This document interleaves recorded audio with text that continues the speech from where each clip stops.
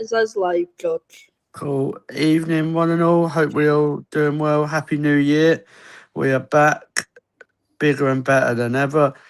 Hope you all had a good Christmas and a Happy New Year. We're going to talk about the season so far, since we're halfway through that, and talk about some transfers, and then look forward to the Manchester United game on Saturday. Let me introduce you my guests first of all. Darren, how are you, mate? Hope you had a good period over Christmas and New Year. Yeah, it wasn't too bad. I unfortunately was working quite a lot of it, but which actually suited me because I friggin' hate Christmas anyway. Yeah, I was just going to say that. You put the Grinch to I'm shame, glad you it's do, all don't over. you? Mate. I'm Yeah. glad it's all over. But, yeah. But I'm good, thanks. How are you? Yeah, all good, thank you. So, yeah, all good. Ravi, how you doing, mate? Yeah, good. I'm kind of the opposite. I love Christmas, so like, so I feel like this little juxtaposition works quite well. Yeah. So it was a good little break with the family. And looking forward to getting back onto some WSL football. Yeah, it'd be good. I need doing my fantasy team for WSL because that was a bit horrific last year. New year and new start, what they all say. Don't know how long it'll last, but and Laura, how are you? Hope you had a good time, like Christmas and New Year.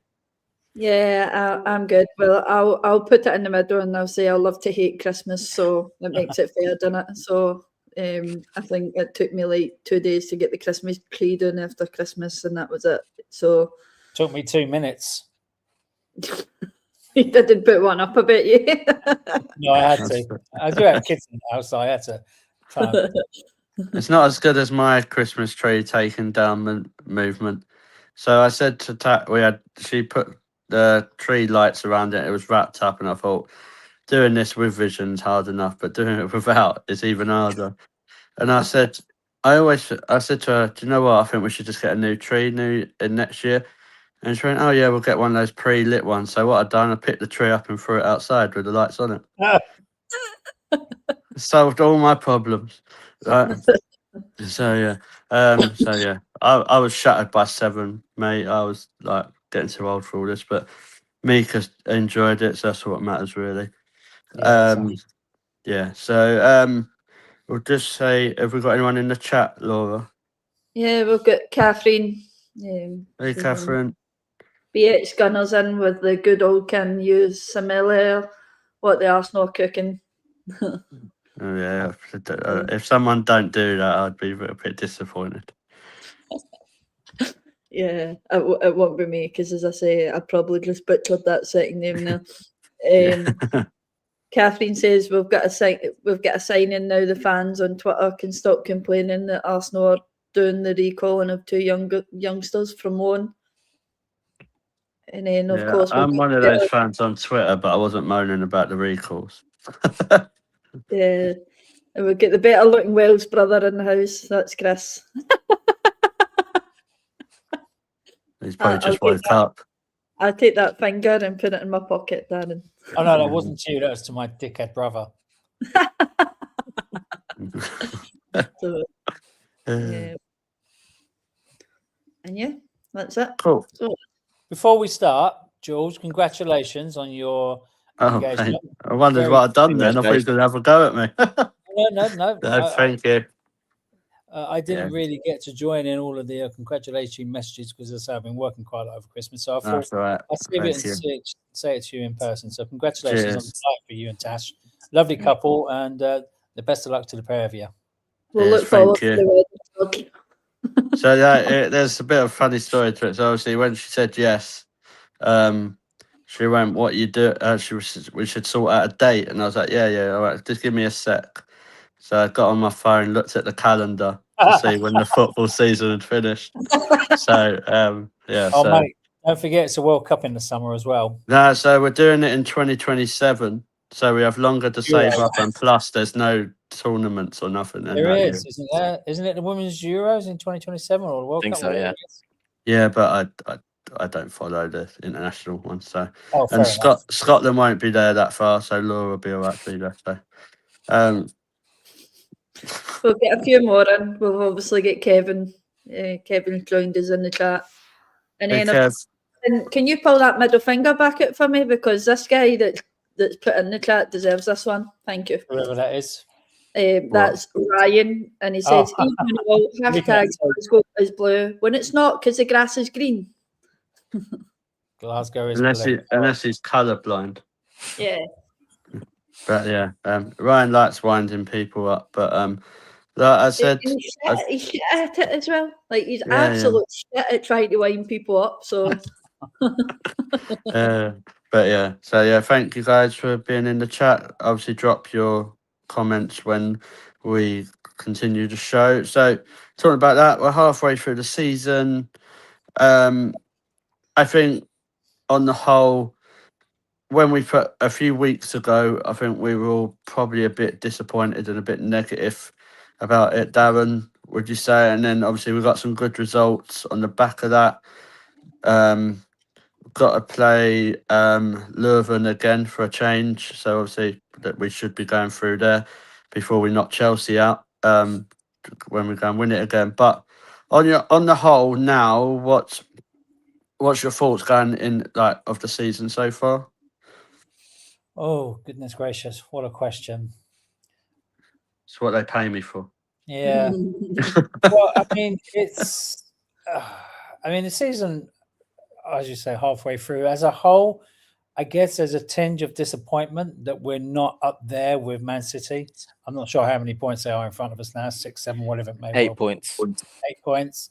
And this is frigging Man City that we destroyed last year.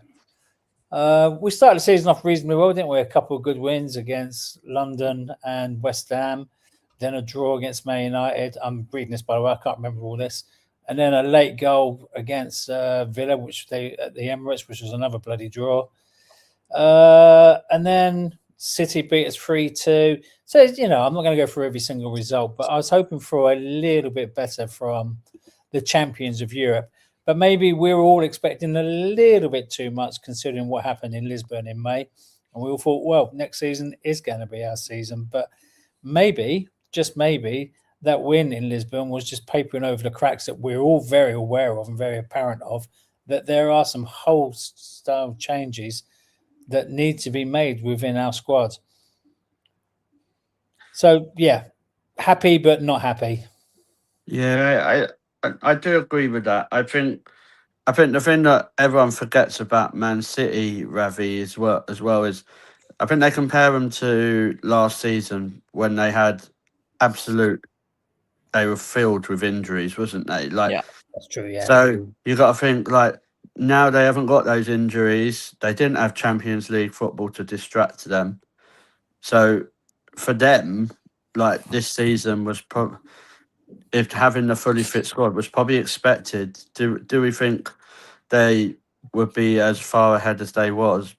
I don't know. I don't think it's as big of a surprise.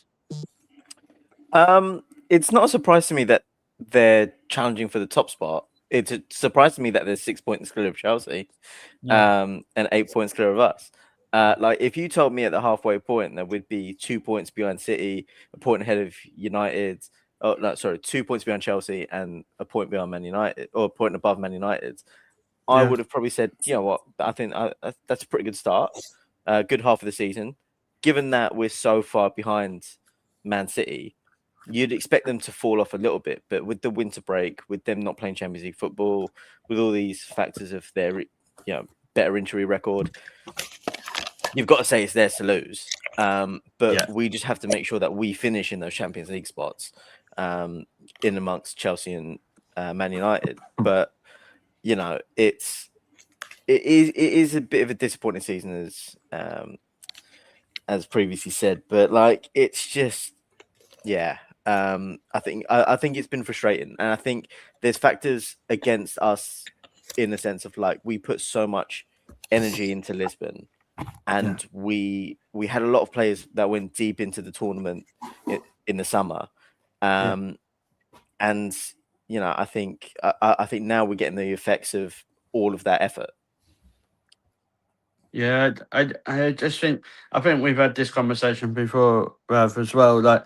If you I know if buts and maybes and all that. But if you turn that Tottenham 0-0 into a win, which you probably should be, the Aston Villa game into a win, which you should be, we're not actually that far behind, which we've said every year, probably for however long I can remember. Yeah. And I think that's, for me, that's what frustrates me more. Is like, fine, the Chelsea game we should have won. We were screwed over by a refereeing decision. I kind of get used to that with Chelsea, to be honest. But like, I think what frustrates me more are these games like the Aston Villas, the Tottenhams. Because like, if you actually look at Chelsea this season, yeah, I agree with you, they've been really disappointing, but they only just beat Leicester. Yeah. As well. So do you know what I mean? So they're not actually playing that well. So it's a surprise to me that Chelsea, I don't know, like I wouldn't say they've been found out, because I don't know if you can find a team out that have done what Chelsea have done, but there's certain teams are finding ways to frustrate and actually cause Chelsea problems. I just think with us, I just don't think we have the squad that we need to compete in to win the WSL title. Probably not. No, I agree with you there. Yeah. We don't have a squad necessarily to do that. I think we've got an incredible first 11. Yeah. I don't necessarily think we've got the depth to go deep in the Champions League and the league. But I think it's one of those where we kind of had the same thing with the men's team last year, where Liverpool won the league based on us drawing so many games where we should have won. Yeah. And the kind of parallel was happening here. But also on top of that, I do think, you know, Chelsea had this air of invincibility about them, but even like I saw every time I watched them, even last season, they just didn't look super convincing. Like they won a lot of games 1-0. They had a lot of late winners. And that was never sustainable. And I think now when they've actually lost the game, the question is going to be like, okay, now that Everton probably provided a blueprint for teams to challenge them, can that happen again?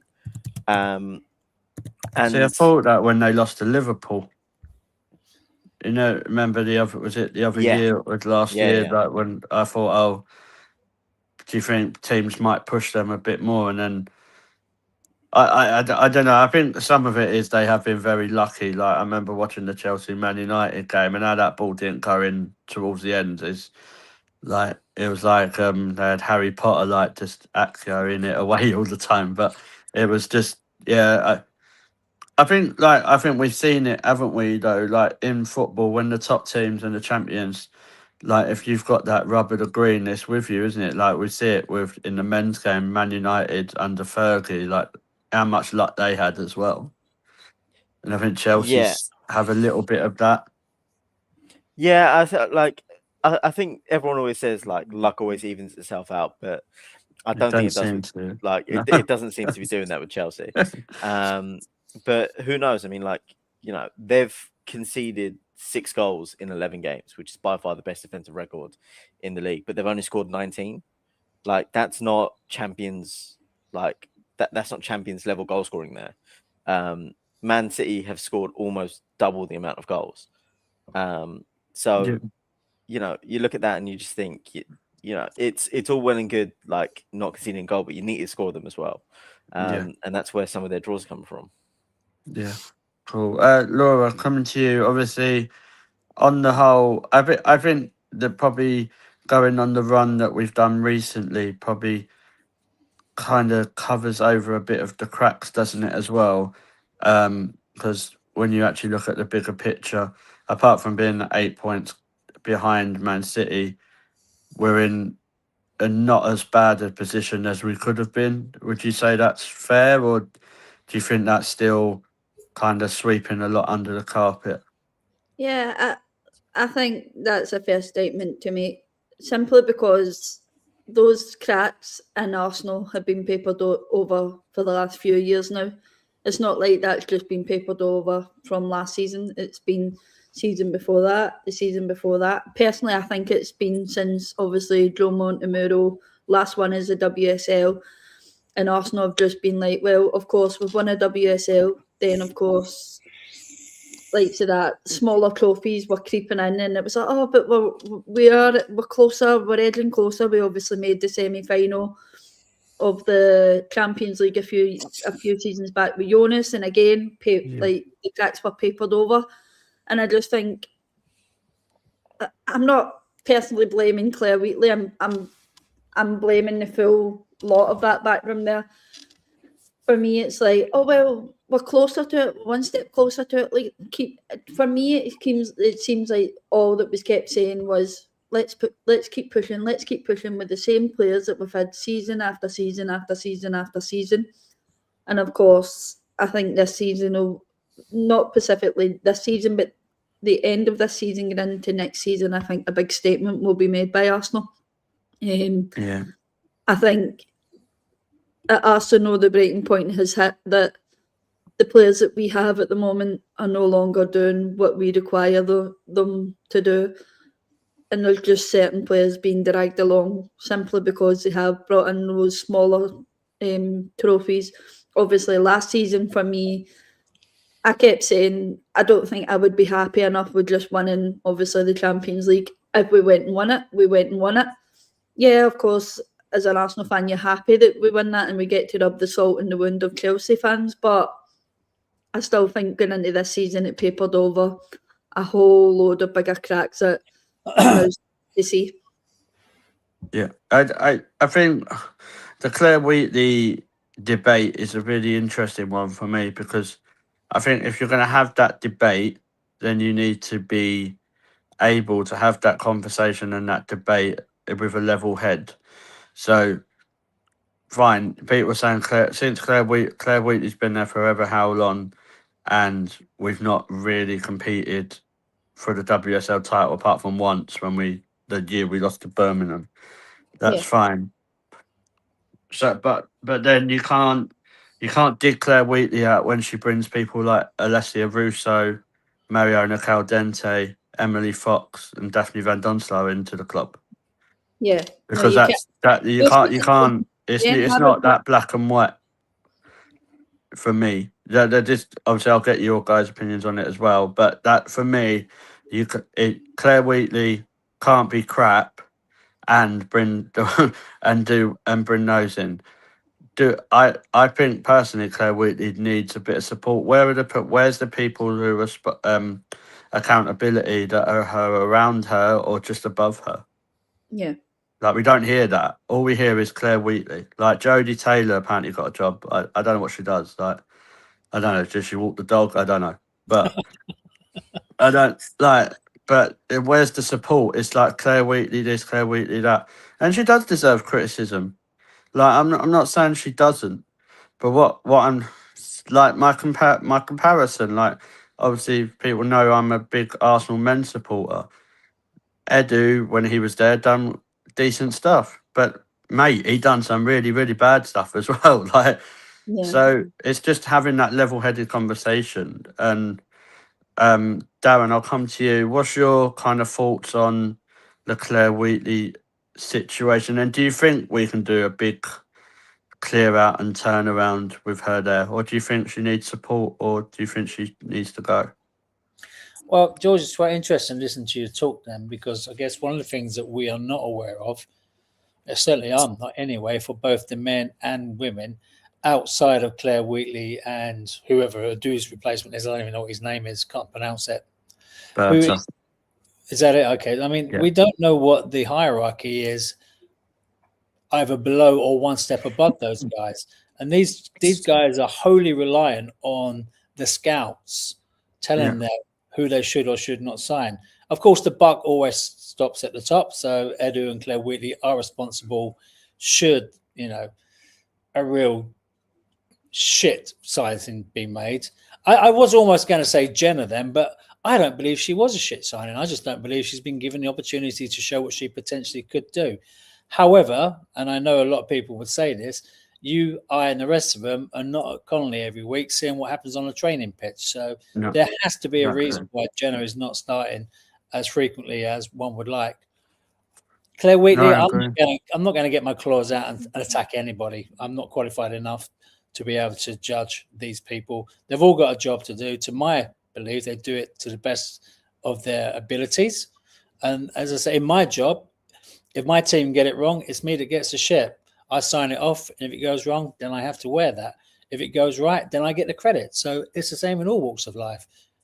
So I don't really want to. I just think it's hard. It's hard, isn't it, mate? Like, because we can all say, "Oh, she's done a shit job" or whatever, but then this is what I mean. But has she? Because we have just won the Champions League. She hasn't. So, I don't. I think when things go wrong, I don't think she's been that great, but I don't think she's been the worst either. She hasn't been the worst. And when things go wrong, when things go south, people always look for a scapegoat. And sadly, yeah, of course, normally the people at the top that get the criticisms. The thing is, but Claire's not the one telling them what they should be doing on a pitch. No, that's not necessarily saying then the next person in the firing line's the manager. You look at that team and how they performed in the Champions League final. Watching that final, that was a team I have never recognised in the years I've followed Arsenal. That team was a total different team to me. Defending wise, midfield wise, obviously when Stina come on, Darren will be happy with us. We get the goal when the strike. We're praising the strikes, but you were wanting Beth Mead out at the start of the season, But so looking at that Champions League final, you're thinking to yourself, no, actually there is a team there. That team can do what we want them to do. And we've said time and time again, it's just consistency. Where's the consistency from the players that we're relying on time and time again? And they just don't do it. And that's why we all went into this season with high hopes, thinking, well, champions of Europe, we can do this. But we're not doing this. And can I just say that the 8 points, Ravi, I think you said 8 points, is not insurmountable. If you look at the fixtures that's still to come, Man City, maybe it might be a little bit out of our reach, but even top 3, if we lose on Saturday and Tottenham win, then we go down to 5th and everybody else pulls away from us again. So there's a lot riding on Saturday, first game back of the season. And fuck me, the pressure is going to be on those girls and the fans. And I think it's going to be a very nervy game. I know we'll probably talk about it in a minute, Jules, but I think that will affect the crowd as well. I'm really not looking forward to it. I don't look forward to playing Man United at all anyway. But Ravi, I want to come to you about obviously these points about the club and Claire Wheatley. Do you think it kind of goes back to though what the intentions and the aims of people just above Claire Wheatley want for the women's team? I know people might say, "Oh well, they've proved what their intentions are." Yeah, but that's on the men's side. Do you think? Obviously, I don't know, so we might be talking a bit out of turn, but this is just a fan's opinion show. Do you think they need to probably have representatives for every aspect of the club just above, if that makes sense? Yeah, I mean, I think if I've got my facts right in my head, Edu was Claire Wheatley's direct superior. And when he left and Andrea Berta came in, he said his focus at the start is on the men's team and not on the women's team at all. But at some point that will come under his remit, or at some point someone will be hired to take over that section of like the club.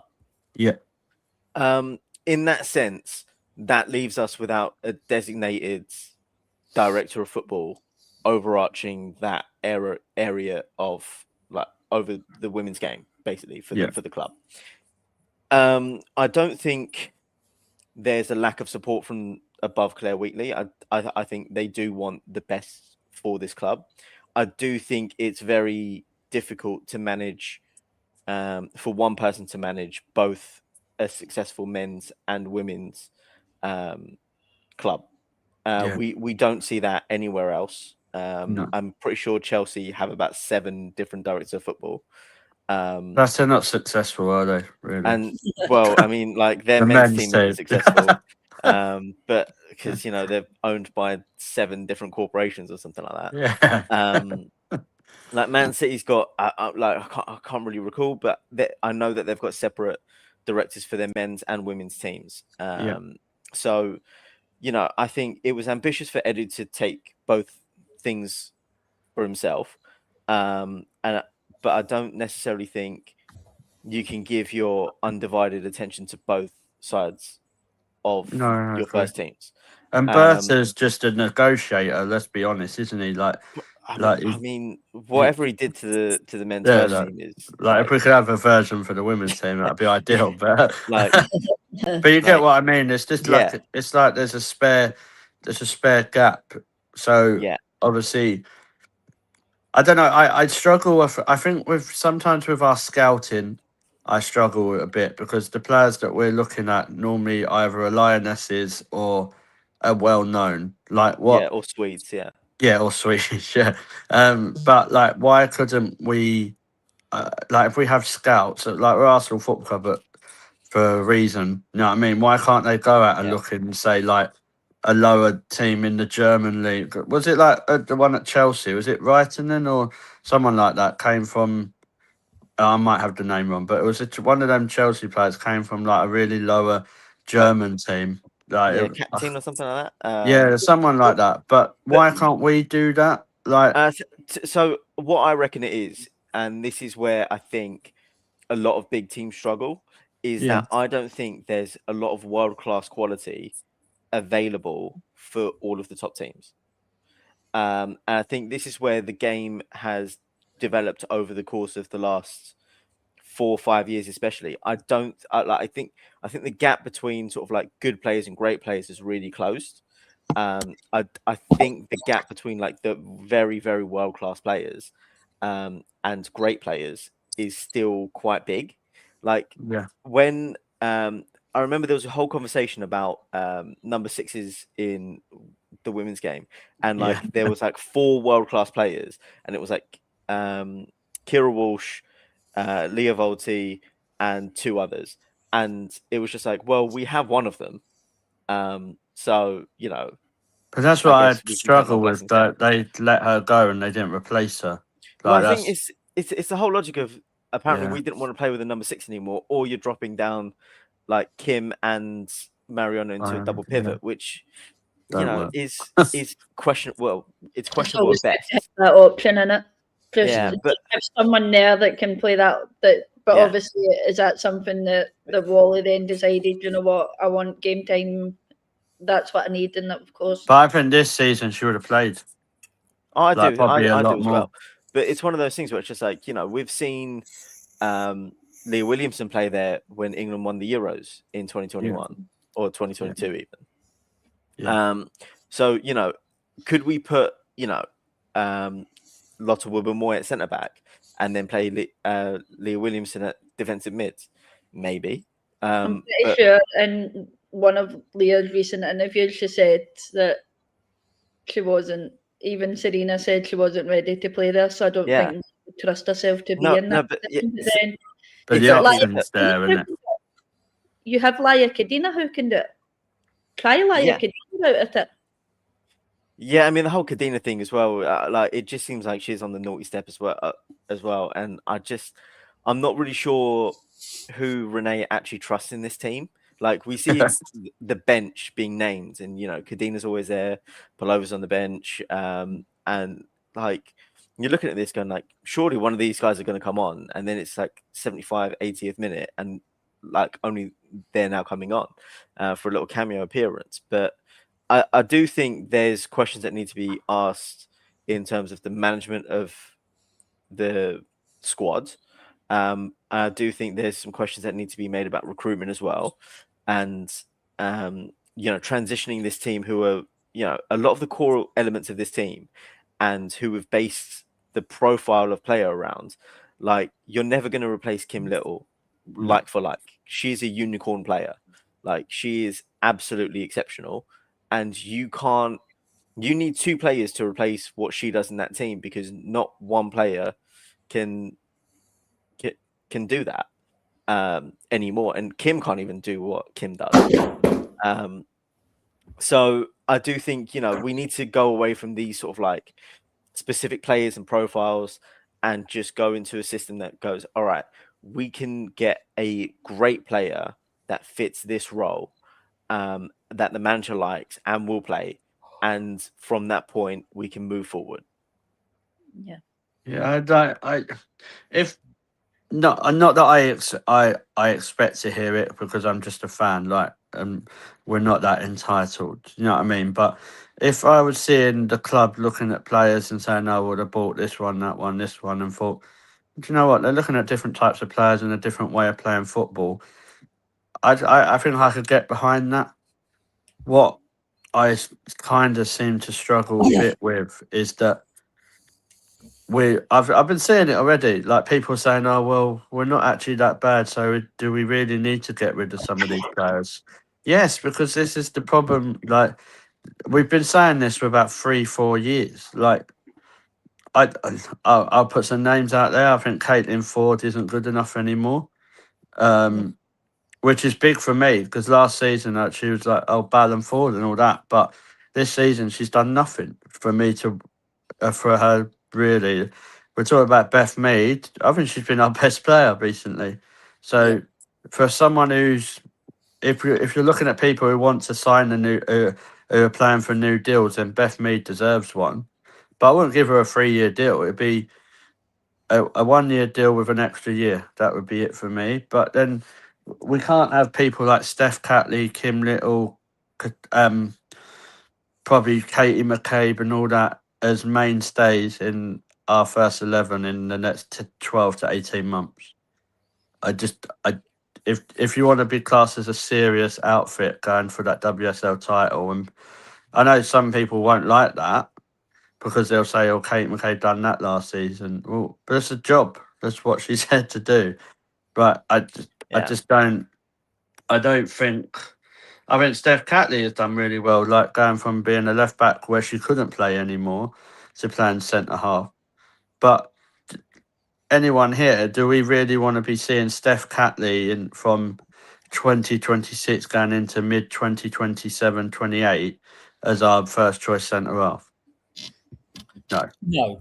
But again, it sort of depends on, like, we want a left-footed centre back playing there. There's not a lot of world-class or great left-footed centre backs in women's football. Let's be honest here. There's not. And she does a good job for what she needs to do. But again, you have to question whether how insistent are you going to be for that position to be a left-footed player? If you're going to be very insistent on that, then that's how much of a detriment is that going to be to the team? Like, could we say that one of our other centre backs are better than Steph Catley right now? You could probably make an argument for it, but they're not left-footed. And if that's a real sticking point, then I think questions need to be raised on where that sort of directive is coming from. Yeah. I think Katie Reid and Williamson would be perfect for me when they're both fit. I know they probably don't play on the left, but I think we've got the options there. And I don't know if you really need to have a world-class defender, a centre half, because if you've got someone playing in a partnership, they don't have to be the best, but playing in that partnership with a back four, you kind of see the best of them. I think it's complementing of skills. Like, let's take a look at the men's team where we're lauded with the two best centre backs in partnership in world football in Gabriel and Saliba. Their styles complement each other like for like. Even if you look at our second choices of Hincapié and Mosquera, their profiles are similar to Saliba and Gabriel on both, on the right and left side. So it's that question of just like, okay, if Leah Williamson will be our first choice centre back, regardless of whoever plays with her, we need someone that complements her skill set or covers her weaknesses. And that's where I think a lot of questions need to be asked, and sort of like long-term succession planning for a lot of these players in the team. And I just don't feel like we do have that, because if we had that, then we would have looked to replace Raffaele when we lost her, wouldn't we? Yeah. And that's where it worries me. Do I think we had a long-term succession plan to replace Kim Little? No. No. I think they're hoping that Kyra comes to fill that, and she won't. But that's my point, though. You can't replace Kim Little. No, and I think that's the problem. You have to change the system for that. Yeah, and that's the problem. Like you said, you can't. It's like, say you, God forbid, but say, like when Mariona does go, because she ain't gonna stay, like, or when she retires, leaves, whatever happens. There's not many players like Mariona Caldente, is there? So you have to kind of, I don't know, you do have to adapt your system, don't you? Like when, I know Keva said about Esme Morgan. I don't. Does she play on the left? I don't watch England, so I think she can. Okay, but it's one of those where, like, I think the real sticking point with Renee has been, is she left-footed, therefore she can play there. And I think that's where, like, if Esme Morgan's left-footed, I'd probably say she's better than Steph Catley. But again, I've not seen enough of Esme Morgan, especially recently, especially now that she's in the US. Her preferred foot is right. So in which case that rules her out of being Williamson's partner at Arsenal then. Yeah. And like, you know, like you could probably name the top centre-backs in women's football right now, and I guarantee it, maybe one will be left-footed. Yeah. I think me and Catherine already looked into this previously, and who would be a left-footed centre-back that would possibly fit into Arsenal. And I think there was only like 10% of left-footed like centre back, and I think Wendy and Renee was one of them. I'm sure, but you're not going to Greenwood must be the other one, but yeah. So I've literally just like Googled this, going like left-sided centre back women, and it's just like that could just come up randomly with like Alex Greenwood, Naomi Girma, and Vera Berman, who's just signed for Chelsea. Apparently, she's a young player that Chelsea signed in the summer. Yeah. Well, two of those are at Chelsea. You've got Girma. Yeah, Girma and Berman. Yeah. Yeah, and then obviously Rafa would have been one of them as well. But yeah, if you widen the search, I think there was only something like 10% right across the women's football that are left-sided, that can obviously play on the preferred. This is just where the scouting's got to come into it, isn't it? Like, they shouldn't need a few people on a podcast to be like, surely the scouts can find, if there's players that they can work with to make them a better player as well. Do you get what I mean? So I'm sure there's got to be players out there that can fit the system. But then I think, personally, when we lose some of these players, I think Renee is going to have to change the system, because those players are not there that are in this system for me. But then that's also another person that's obviously got a question mark over it right now, because let's all face it, her contract is due to be up for renewal as well. That's another question mark. I don't know. Renee's contract's up for renewal in the summer, so she might go a bit. That door will be busy with that amount of people going out the door. I think there's about 9 players as well. So, but yeah. While we're on transfers, Darren, I'll talk to you. Obviously, we've seen some links with Georgia Stanway. Is she the sort of midfielder that you think we should be looking at? Yeah, obviously, like Ravi said, you don't replace Kim Little, but I do think Georgia Stanway does improve our midfield quite a lot. I believe so. And yeah, I mean, taking aside that we are never, ever going to replace Kim Little, so we should never even consider that like-for-like comparison. But Georgia Stanway should be a marquee signing. She is a lioness. She is a fan favourite. I think she would be a reasonably good signing. She's streetwise, isn't she? She's tough. She gives it. She doesn't hang around. She likes to put her foot into a tackle. Can she control our midfield? And then with the likes of Kira, Mariona needs to be pushed further upfield, but that's a different conversation, I think. And I know Kevin beats the drum a lot about that as well, but I don't like her in her current position. We've got, as you guys have rightly said, one of the best players in the world, second best player in the world, isn't she? And she's been played largely out of position for us, and we don't get the best out of her. If you look at what Mariona does in a Spanish shirt, compared to what she does in a shirt, there is no comparison. It's like watching two different players. And I feel sorry for Mariona. She should be getting a little bit more support from Renee. I don't think she manages her very well. Georgie Stanway, I wouldn't say no, but then again, if she doesn't come, then equally I'm not that fussed either. Do we want a marquee signing, or do we want some good players that are young and can be moulded into the Arsenal way of playing? Or do we want somebody, like I say, who's a marquee side like Georgie Stanway, to come in and maybe shine, maybe not? I don't know. What would be good, though, of course, is, the Lionesses link is always going to be there, isn't it? And these girls, they do like to play with one another. It's good PR for Arsenal getting all the Lionesses. Well, yeah, I mean, you got Russo, then you get Stanway. Goodness gracious. Well, to be fair, like, I know people don't like it when that sort of thing is said, but it does bring fans in. It does. Whether we like that or not, there's a lot of fans. A lot of fans that will say, or younger fans, I'm gonna go and watch Arsenal because they've got Leslie Russo, Leah Williamson at the moment.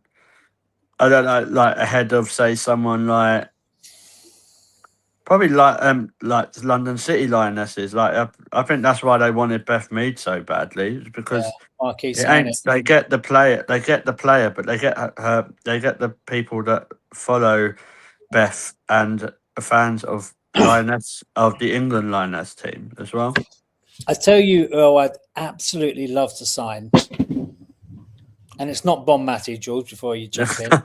If she was a few years younger, she's only got one leg at the minute, and it won't be any good. A few years younger, if she was a few years younger, and Rory's always mentioned that, or it might have been Laura, Alex Greenwood, I think she would be a fantastic signing for Arsenal, but is she mid-30s now? I'm not absolutely sure. Somebody there. 33, I think. 33, so... Yeah.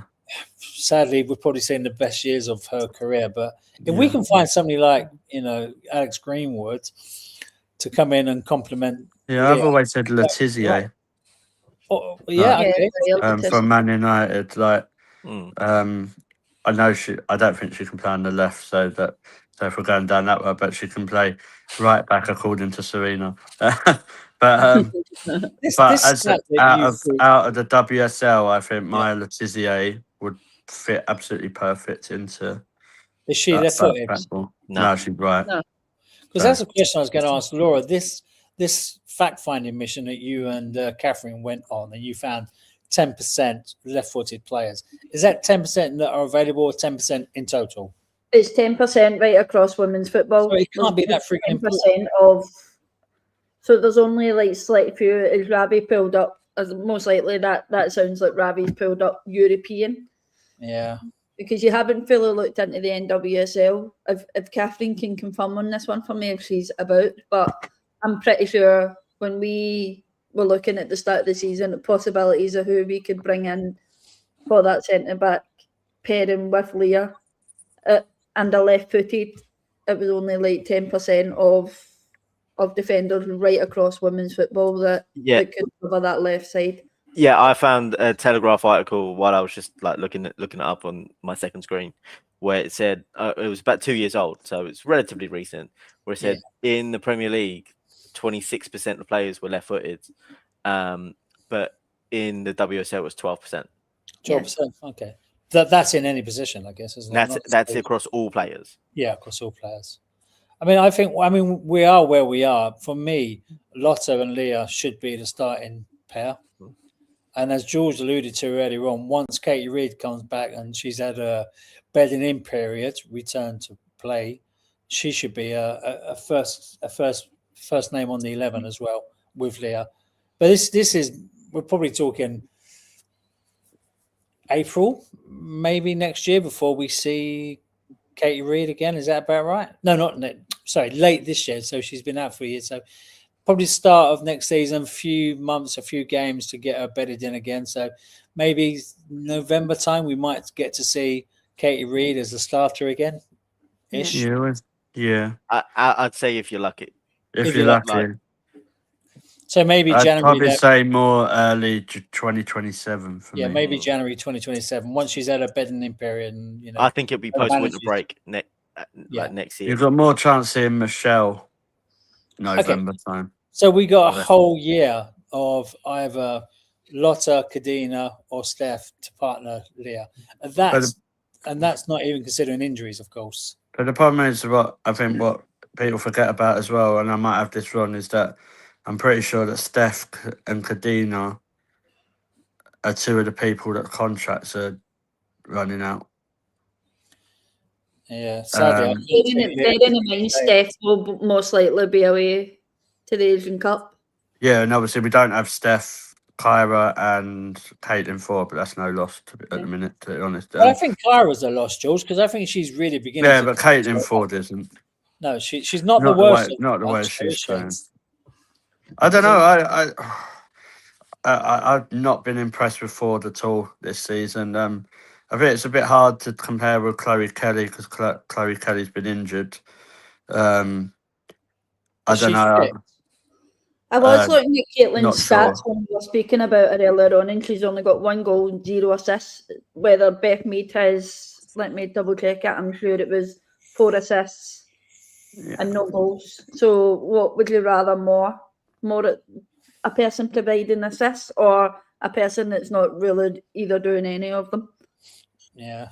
I just think Beth has offered a lot more recently than Ford has for me. So Beth has had 11 games, started 7 of them with 4 assists. Caitlin Ford has started 8, 11, and obviously played in 11 matches and only scored 1 goal out of them. Yeah, that's like for a winner, that's a joke. Like 11 games and 1 goal involvement. Like, no, I'm not. Maybe I'm being harsh, but that's just not for me. I don't think that's harsh at all. Like, I think she should be doing more. Emily Fox has got more. I mean, Chloe Kelly has started 8 matches now. Bearing in mind, Chloe Kelly's been injured. Sorry, she's played 8 matches, started 1. She's got 1 assist and 2 goals. Oh, there you are. Going back to Georgie Stanway, though, Jules, since you asked the question about half hour ago, what's the likelihood? What is the likelihood of us signing it? Is it a strong rumor? It's a strong rumor, but I don't think it's very likely at the moment. But it's a rumor. But I don't think it's likely to happen. But it was a talking point, so let's see what happens. Yeah, so just before we finish up on the transfer, obviously we did sign someone today. I'm going to pass to Ravi on this because he's our football pronunciation guru of the show. Homberg. Yeah, that's it. So we're running with that. Great. Yeah, so quickly we'll go around. Just briefly, Laura, happy with that signing? 19, Swedish. What could go wrong? Roll out the other songs. It's cover for Emily Fox, isn't it? And of course, she's young, so she's obviously going to learn off one of the best. Well, the best since Soccer Donner decided to take it off the list for right backs. So as long as she signs a new deal. Hopefully, fingers crossed. That's one of the ones we want to genuinely keep. Yeah. I'm happy with that. She's I know she had a really good Euros with Sweden, didn't she? But as Kevin said, we won't put her on penalties. We won't put that kind of pressure on her. No penalties. She haven't missed the last penalty for Sweden, wasn't it? Oh God, right over the bar. But I'm happy with that signing, and it's of course it's cover for a player who's played a lot of minutes under Arsenal, and of course I think as well she can get into centre back. So can she? It's a versatile player that we could possibly use, and obviously right back and centre back. Yeah, cool.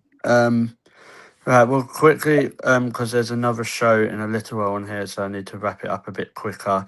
We'll talk about the Man United game. Ravi, obviously, like Darren said, it's absolutely massive, that game, isn't it? I think the next bunch of games in the WSL decide what way the title's going as well. Yeah. What's your thoughts going into the game? Are you confident? Kind of. You know, I think we're at home. That's always an advantage. United are always tricky against us. If they sit back and just do what they did last time and just like frustrate us, they'll probably have a chance to get at least a point. I do think that we should go into this with the mindset of just like we can absolutely like cement ourselves into that top 3 position with a win here, and that would ease the pressure off the next few games. And that's the way that we should be going into this. Yeah, no, I agree. Darren, obviously, I think we need to.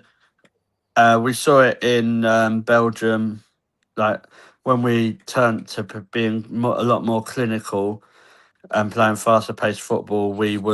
That's what we want to be seeing, isn't it? So I think that's what we need to do on Saturday as well, isn't it?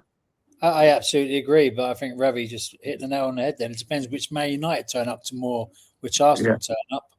If they come to play an attacking game against us, then it's going to be a really good game. But if they put a low block in, then we're going to struggle, unfortunately. But I'm nervous. I'm very, very nervous. You're always nervous. I am, but we cannot afford to lose this. Even a point doesn't really do us any favours. No, we have to win. Yeah. You need, at the end of the day, you got to win your home games.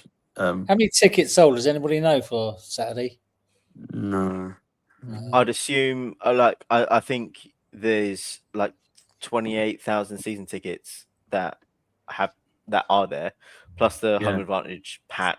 I reckon 40,000. I reckon, you're probably looking at the 40 to 45 mark. That would be nice. That would be nice, and let's hope it's noisy. Yeah, it all depends on the weather as well, and like because of train travel and it's going to be cold, snow and ice. And I can't deal with a low block when it's like 2 degrees. No. Right. Laura, what's your views going into the game? Yeah, I'm a bit like Darren. I'm a bit nervous getting into this game simply because we just really need to hit that game from the off. We obviously need the fans to be behind the girls all the way on Saturday. But we know recent times that the Emirates can be the most quietest place ever, even though we are in Block 10 screaming and shouting, but it just seems like it doesn't travel far.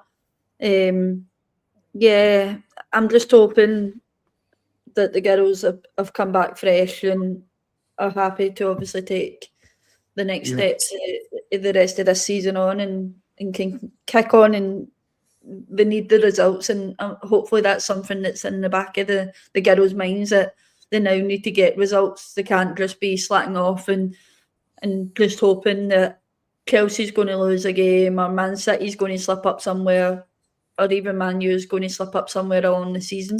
We can't be pointing at a game like that. Are you going Saturday, Laura?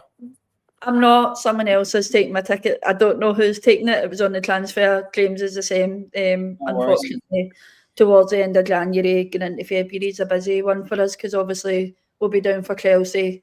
Then we'll be down for obviously Man City, and then I'm also down for something with Yaz. So at the end of the month, it's going to be a busy one for us. I don't think I'll be away for London for a full month every weekend. So yeah, this one's a miss for us. But there will be something new on the channel that's coming out. So keep an eye on that one. Teaser. Cool. Quite quickly, we'll go around, get your predictions. Austin has just called you a legend in the chat, Darren, but he's probably just trying to kiss your ass because you're looking after him in Belgium. I think he called us all legends, so he did. Yeah. I'll stick up for Kellogg's boy there. He did. He called us. I hold the power for his Belgium ticket, so he has to be nice to me. Right, Ravi, predictions? I'm gonna go with a 1-0 win for Arsenal. Oh, Ravi, I was going to say that. I knew you were. Right, let's get a different. Oh, I don't need to ask Darren who's going to score, but Ravi, who do you think is going to score? I hope it's Russo, but I can see it being a tough old game, and then late winner, maybe give it Chloe Kelly. Cool. Is she back? She might. I hope so. We need her back from the treatment table. Or right. I mean, give me like an 85th minute banger from like Olivia Smith. Like that'll do. Darren. Yeah, 1-0. Second half, quite late. No. Olivia Smith. Oh, okay. He's say Christmas has changed him. We've broken him. Laura. I'm going to go for a scrappy 2-1 as well. I think we're going to leave it really last couple of minutes to try and get that winner. Cool. And George? I'm going 4-2. Yeah. I think it's going to be. I think Russo's going to turn up. It's going to be Imagine 5. I hope so. I hope so. It's going to be like Declan Russo. That's what it's going to be. So yeah. So yeah, I think 4-2 I'm going, because obviously I know we don't keep a clean sheet with Borba in goal, but I think Daff is back though. Daff is in pictures, so yeah. If she's back, then maybe we'll see. But yeah, 4-2 I'm going. Why not Russo hat trick? Let's go. Thank you for your predictions in the chat. We'll wrap it up there just because Liam's got a show. But yeah, just want to say thank you to everyone in the chat. A comment did make me laugh when Darren, you said it's going to be like 2 degrees or something, and someone said it's not going to be that high. So that's just the summer's day, that is. But yeah, so Darren, thank you for coming on and being brilliant as always, and I'll see you Saturday. Yep, see you Saturday at the pub, mate. Yeah. Ravi, thank you as well. Brilliant, and I'll see you soon. Yes. And Laura, thank you for everything, and I'll see you soon.